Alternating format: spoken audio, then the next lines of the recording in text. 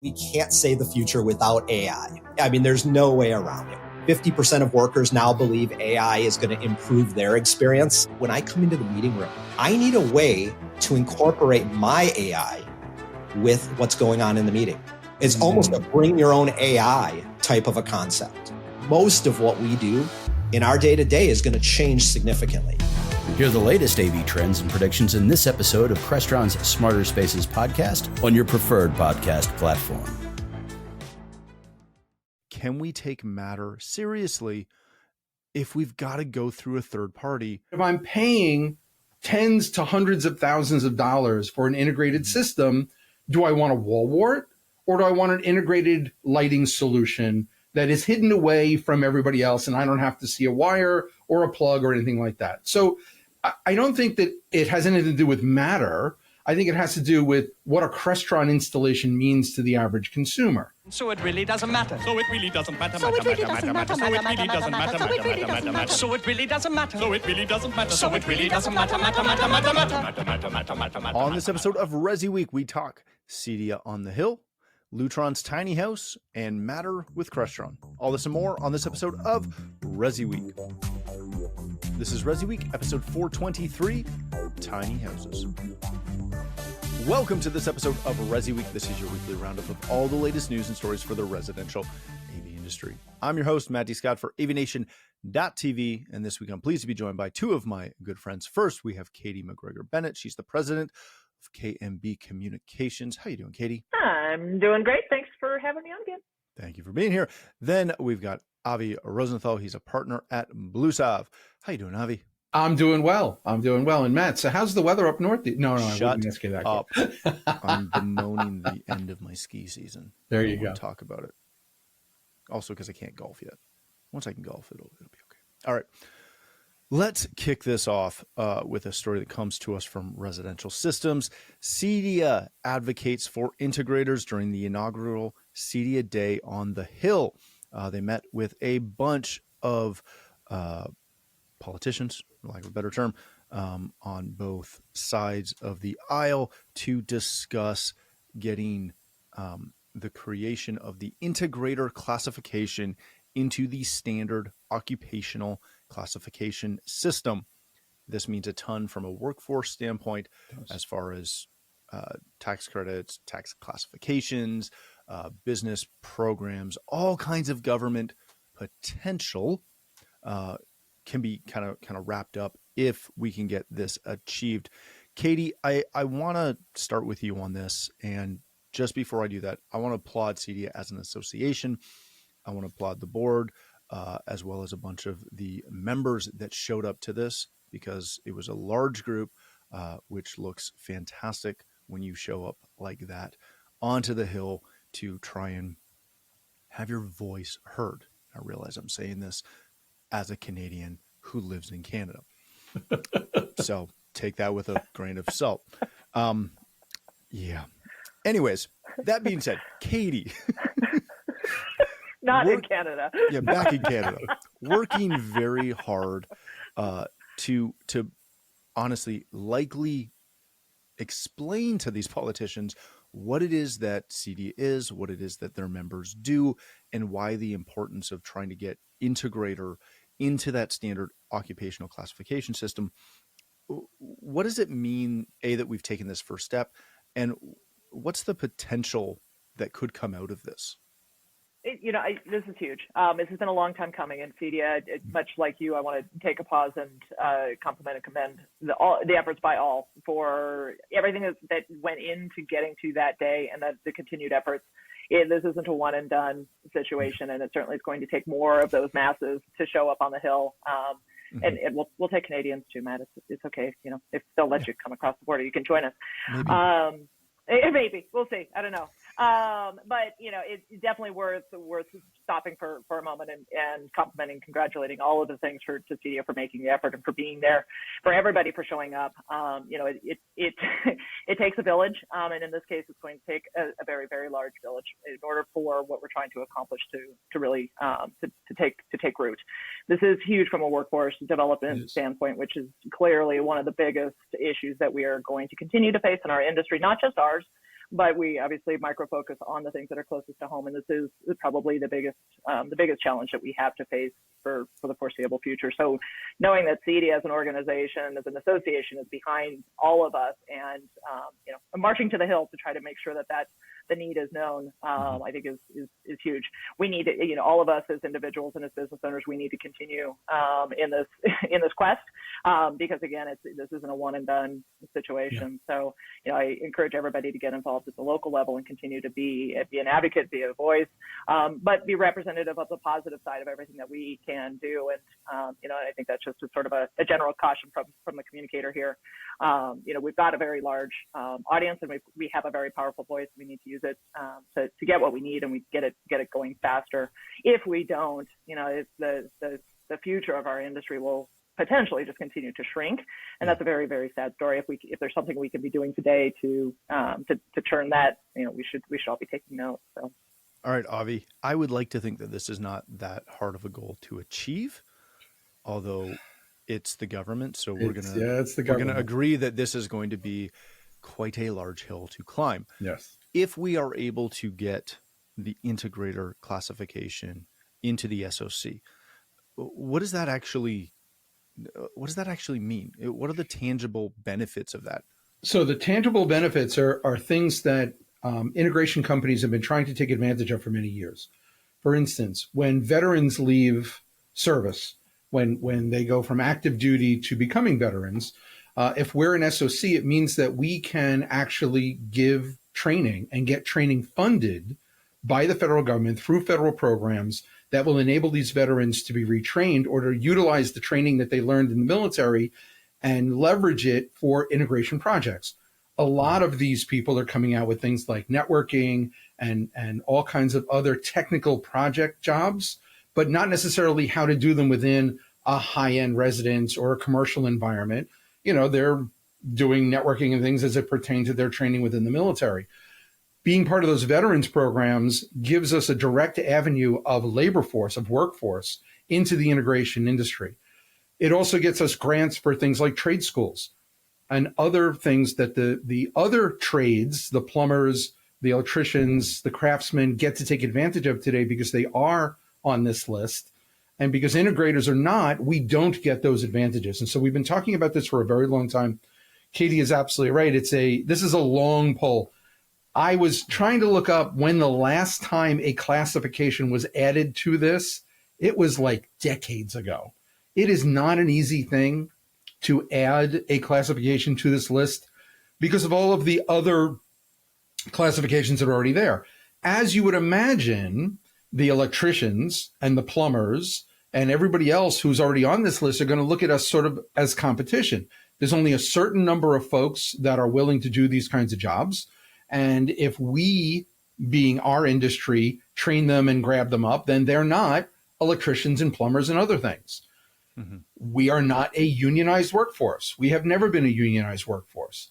And so the unions will have a say as to whether or not this gets added into this list and not. So I think it's important that we continue the advocacy of it. I applaud CEDIA and their efforts. I'm involved with the Consumer Technology Association as well as CEDIA, and we've always advocated for things like trade policy. It has been years since we've worked on workforce development, and I would gather that Mr. Shapiro is looking around and seeing what Mr. Friedman has done, and it's like, I wonder if there's a way that we can do this together. There is definitely an opportunity here to lift the integration marketplace into that focus.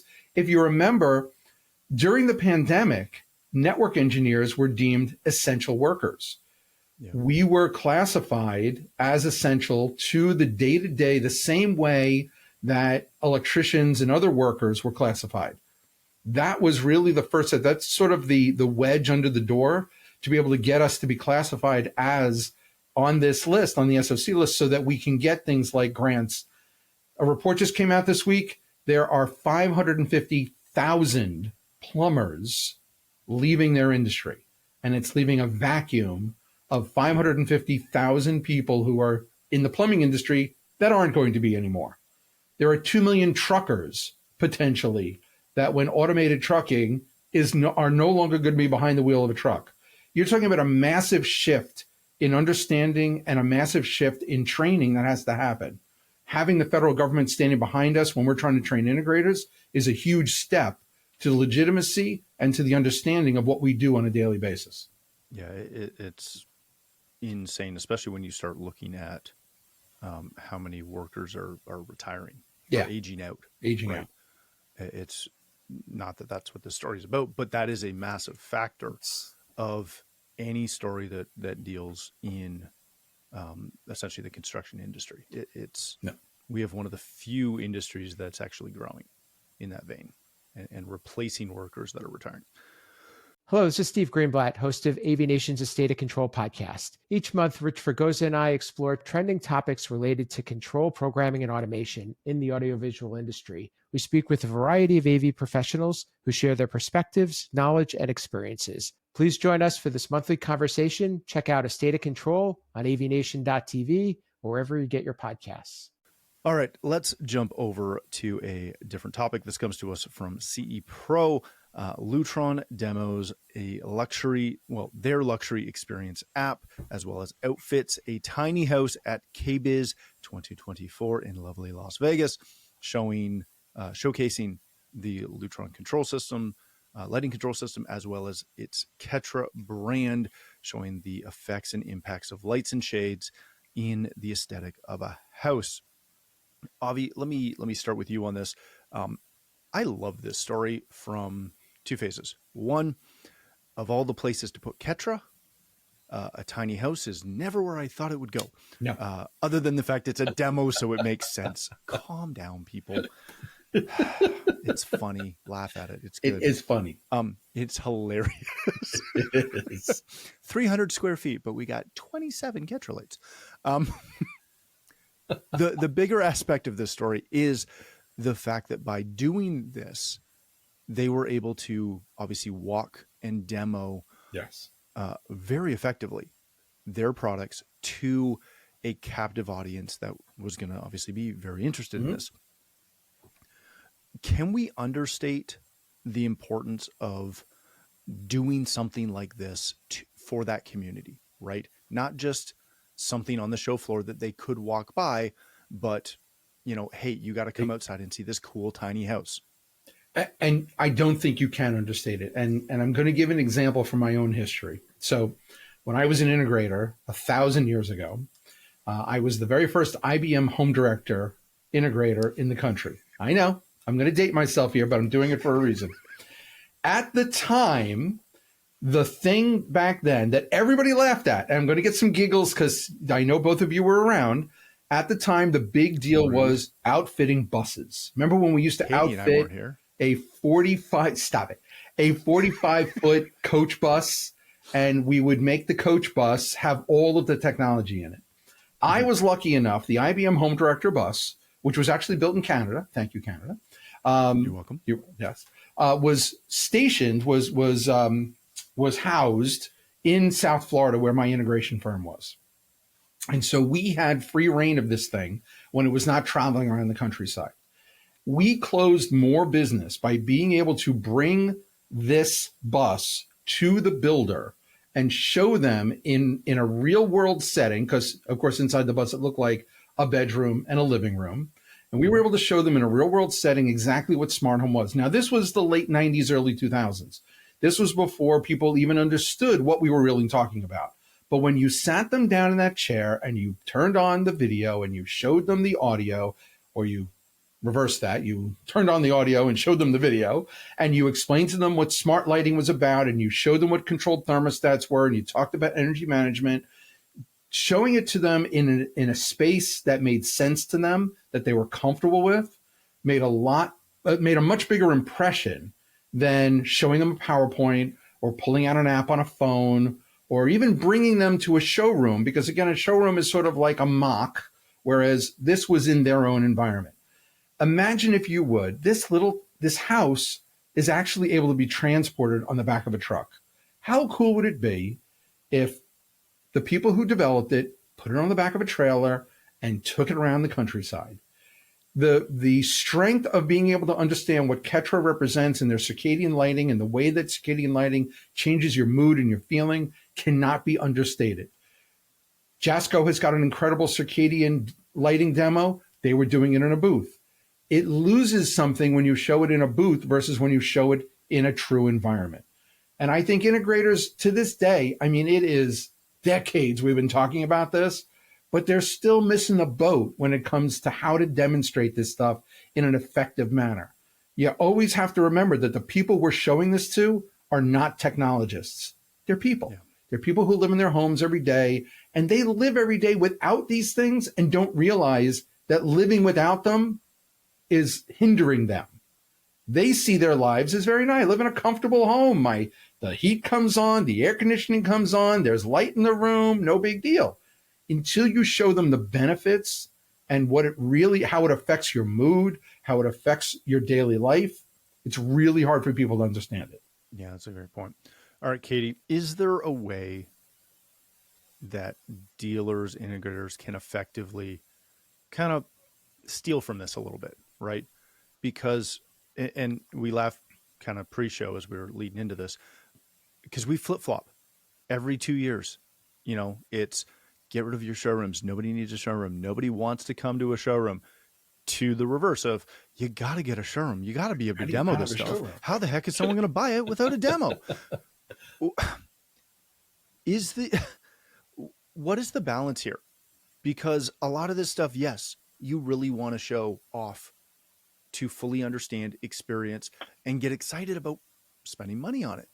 On the flip side, you're also going to likely get asked to demo, an $800 TV that you just don't care about. How do you balance? Okay, well, that's you. And I think people are just asking you for demos of weird and random things. And we're going to need to talk about that on a whole nother episode because apparently, and you guys, I don't know if you heard this on the listening side, Mitch, you can just edit this out, but Matt's got I'll demo anything in your house. Just name your price. I will not. I didn't know that was a thing. Avi, I was surprised, as I'm sure you were. I was very surprised. Wow. I think honestly what this does is puts a very fine point on the power of a very effective demo. And we were kind of joking about this before we actually started to record, but I mean, the art of the demo is something that we've talked about for decades in the channel. And I think that part of that has gotten lost. At the same time, we've got a consumer audience that has a appreciation, for lack of a better word, for some of the price points that technologies in our channel can command. When you put those two things together, what we really have is a much bigger issue, which is our industry's ability to demo expensive products is really, really, really limited. And so when you start to look at how can we get the right technology demo in front of the right person at the right time, how do we do that? And you're right, we flip-flopped on showrooms and experience centers, and we just like integrators, what do we call these spaces? Or is it an experience center? Is it a design center? Is it a showroom? Is it all the things. All the things. But I think that those that are having the most success, if we were to kind of take a closer look, it's the ones that are closest to the home experience that are having the greatest success in selling an enhanced home experience. Yep. You've got Gordon Van Suyden's Smart Home in Cupertino. You've got Jesse Silva and these tiny homes that have been out there now for a couple of years. We need more of them. We've got integrators that are doing really great things with experience centers. You've got reps now who are carrying the burden of designing, building, and outfitting experience centers so that dealers, integrators, put their own brands, have somewhere to show their own products to their own competition. I mean, there is such a broad need for it that I think that it's when we start to see where there are demos that are really hitting home, it's when it's relevant and relatable to the person that you're trying to sell things to. So these tiny homes, it's funny that you mentioned that about Ketra, but honestly, it can be one Ketra fixture in one room of a house that's thoroughly relatable to that person. Right. You take them through that 7-minute Ketra demo, you have provided them an experience that they're never going to get again, and they're not going to understand why they feel different when they walk out of that room. Mm-hmm. And that, I think, is really the power of technology. And the demo, when done right, it cannot be challenged. Then we have to be able to talk about the price point, and that's the conversation for another day. But that's the second biggest crisis that we have in our industry, and I'll just say it right now on record, is we are not able to sell expensive products. If we cannot start to figure that out, we've got a much bigger problem facing us than just what is this tiny house filled with Ketra doing. I love a good tiny house. I don't live in one. I don't But I live love a good right. tiny It's cool house. though. Yeah, no, they're It's very cool cool. though. It is cool that I'll tell you that I've sat next to designers, design build professionals who've been through that tiny house, and we've talked to them as an industry. We've talked to them about Ketra, and they certainly know lighting design. But when they get the demo from our side of the fence and they actually experience it, it really does change. Yeah, it resonates. Change the whole perspective. It does. Yeah, it does. Yeah, that's a great point. All right, let's wrap this up with our last story of the day. This comes to us from Residential Tech Today, integrating Matter-compatible devices with a Crestron smart home. Go read this overview by Jay Basin. He covers, obviously, initially what Matter is, if you are unaware. Also kind of what Crestron is, which, again, if you're unaware, go for it. You can learn something. But essentially, he goes through a variety of hubs that allow you to integrate Matter devices, again, into your Crestron system, which is cool. We'll start it with that. We'll be positive for a second. My question out of this, stop laughing, Avi. Come on. You're going to get me in so much trouble. My question out of this is, obviously, yes, you can do this. You can integrate technically anything as long as you have something to allow it to integrate. Is the holdback with Matter the fact that we need a third-party hub? Can we, as a integration community, can we take Matter seriously if we've got to go through a third party with, again, in this case, Crestron, who's kind of, one of the big boys in the room? If you can't integrate directly with Matter devices, does it really warrant a true look? Jay does a phenomenal job in his article describing the ways that this can be done and describing the various products that it works with and the ones that it doesn't. And my hat's off to him for the science project, right? Because really that's essentially what it is. It's a science project. And Jay does a really great job of describing not only why he's doing it, but how he's doing it. I'm going to question whether or not an integrator would do this, because in my opinion, the integrators are not using plug-in modules in a Crestron level installation, right? A plug-in module is a great feature. I've designed them. I've sold them. I've advocated for them. I have no issue at all with a plug-in module. But if I'm paying tens to hundreds of thousands of dollars for an integrated system, do I want a wall wart, or do I want an integrated lighting solution that is hidden away from everybody else and I don't have to see a wire or a plug or anything like that? So I don't think that it has anything to do with Matter. I think it has to do with what a Crestron installation means to the average consumer, right? If they're going and they're buying stuff on the onlines or in the big boxes, they're doing it themselves. And a plug-in module is a great solution to be able to achieve lighting control in a simple way. If I'm paying somebody tens to hundreds of thousands of dollars to do this for me, I'm hoping that they're not going to the onlines and to the big boxes and buying stuff off the shelf and just plugging it in and programming it, right? It's a more meaningful installation. It's a more meaningful application. And so no degradation whatsoever, no judgment whatsoever to Matter, no judgment whatsoever to Jay, because I think he wrote a phenomenal article and I would love to try it. If I had a Crestron processor in my house, I would, because I'm a geek and this is what I like to do.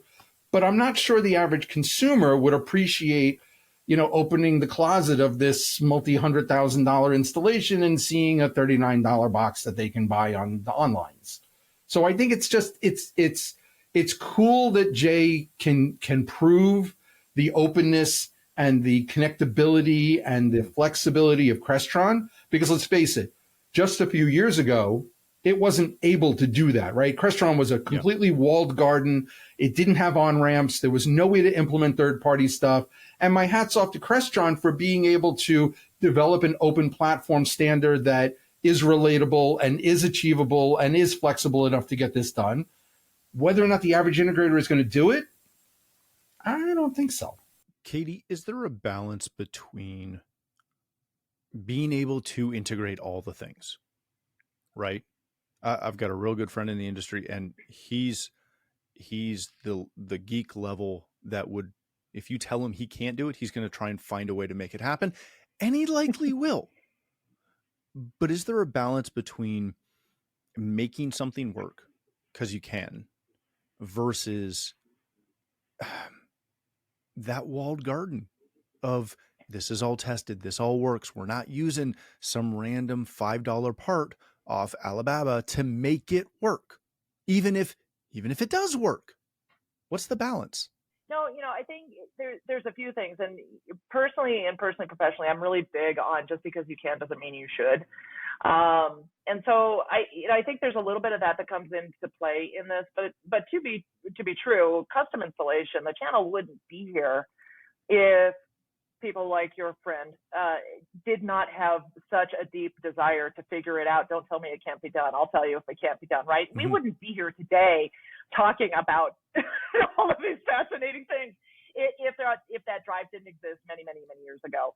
And it will continue. And so, I think just to be realistic and to put into proper context, that is why we're here, and what makes our industry so incredibly unique is that we've got these wizards, or the wizard mentality that exists. It's, sure, you say on paper it can't be done, but I'm going to go and I'm going to not sleep. I'm going to, Mountain Dew in my basement. I know a guy, right? I know a guy, and there's code, and there are groups and forums for this, and I love that. But back, obviously, to your point, and you made this before we came on, and you made it again, and I'm glad that you did, is that no customer of our channel should ever pay a price point such as they do for something, for example, as Crestron.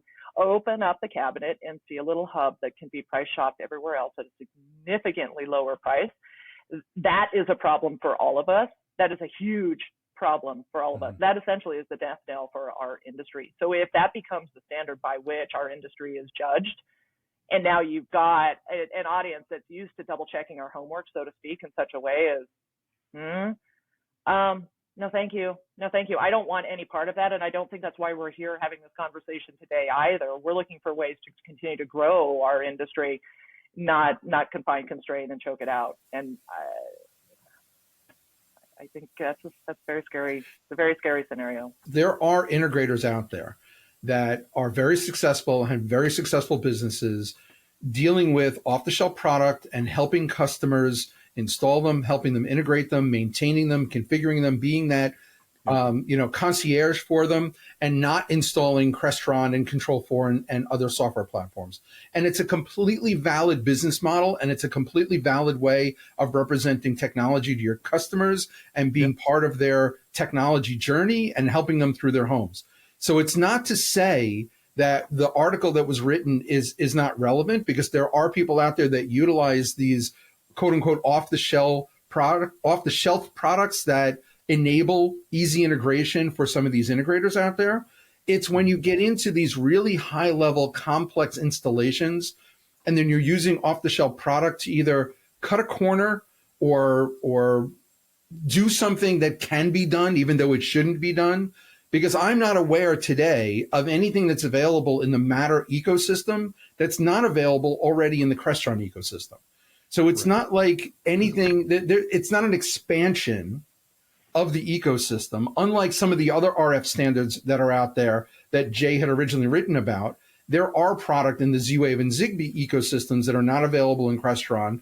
And so the original article was, if I need a sensor, and Crestron doesn't make every sensor in everything in CrestNet, right? There are sensors out there. And so his original article was all about, how do I get that water sensor? How do I achieve that connectivity with something that's not available in the core competency of Crestron to be able to expand my installations?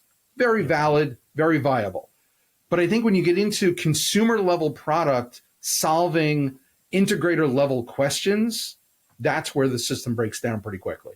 Well, and again, to that point, right? Like, I don't want to sound like I'm disparaging anything that's off the rack, anything that, you pick up from Amazon that you need. I get it.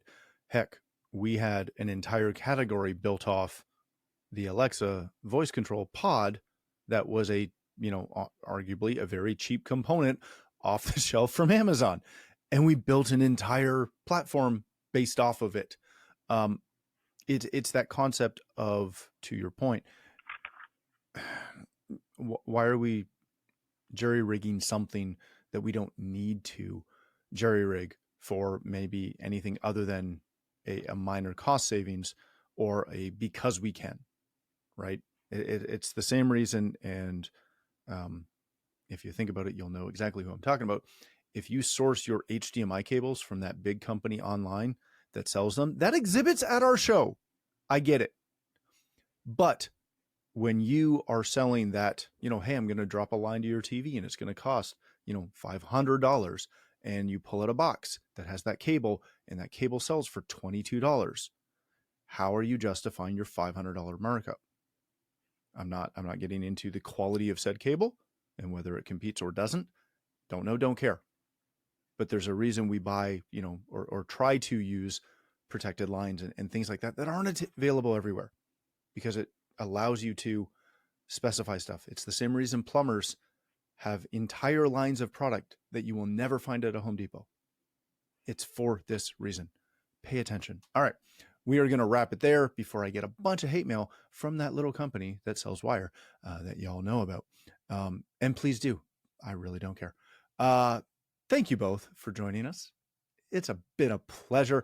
Katie, if people want to connect with you, learn more about Canby Communications, where can they do that? Oh, they can search the sphere for Katye McGregor-Bennett or KMB Communications. We're the one with the mountain as our logo. You'll find us if you search for us. Excellent. Thank you, my friend. Avi, if people want to connect with you, learn more about Bluesalve, how can they do that? The best way to find us is at our website, www.bluesalve.com. Or you can find us on LinkedIn, and we even have a Facebook page now. They've been very excited. I don't know. My marketing folks are all excited about our Facebook page. I'm going to go like it just for that. All right.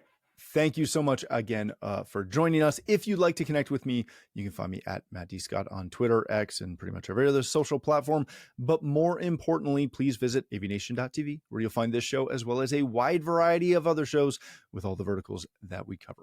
When you visit the website, please take a moment to check out our supporters. We are extremely thankful for their support and ask that you check them out as well. Thanks again for watching. That's all the time we have for this episode of ResiWeek, the network for the AV industry. What are you listening to? This is AV. This is AVNation. This is AVNation.